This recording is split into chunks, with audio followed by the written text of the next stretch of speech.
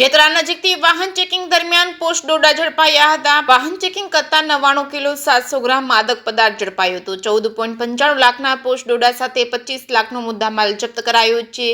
ચાલક સહિત રાજસ્થાનના 2 શખ્સોને પોલીસે કરી છે અટકાયત। જિલ્લા પોલીસ વડાની સૂચનાથી ઝીરો ટોલરન્સ હેઠળ કાર્યવાહી કરાઈ છે।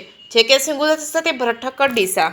વાવ થરાદ જિલ્લાના પોલીસ અધિક્ષક સાહેબ શ્રી ચિંતન તળિયા સાહેબ તેમજ અમારા સરહદી રેન્જ આઈજીપી શ્રી ચિરાગ કોરડિયા સાહેબની સ્પષ્ટ સૂચના છે અને એવા આદેશ પણ છે કે ડ્રગ્સની નીતિ બાબતે આપણી ઝીરો ટોલરન્સની નીતિ હોવી જોઈએ। એટલે કે ડ્રગ્સની બાબતમાં કડક કાર્યવાહી કરવાની છે।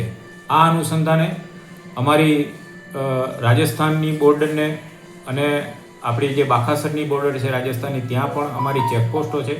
આ ચેકપોસ્ટો પર અમે સઘન વાહન ચેકિંગ કરી રહ્યા છીએ। આ અમારા વાહન ચેકિંગ દરમિયાન અને અમારી આ ડ્રગ્સની જે ઝીરો ટોલરન્સની નીતિ છે, જે અમારા ડીજીપી સાહેબે સૂચના છે કે ડ્રગ્સ બાબતમાં કડક કાર્યવાહી કરવાની છે। આ અનુસંધાને અમે આજરોજ જેતરા જે થરાદ પોલીસ સ્ટેશનનું ગામ છે ત્યાં વાહન ચેકિંગમાં હતા। વાહન ચેકિંગ દરમિયાન અમને ખાનગી બાતમી મળેલ અમારી પોલીસને અને ત્યાં એ બાતમીના આધારે વાહન રોકાવી અને વાહન ચેક કરતા આ વાહનમાંથી અમને કુલ 99 કિલો 700 ગ્રામ જે માદક પદાર્થ છે, જે એનડીપીએસની વ્યાખ્યામાં આવે છે, જે પોસ્ટ ડોટા કહેવાય, આ પોસ્ટ ડોટાનો જથ્થો પકડી પાડેલ છે।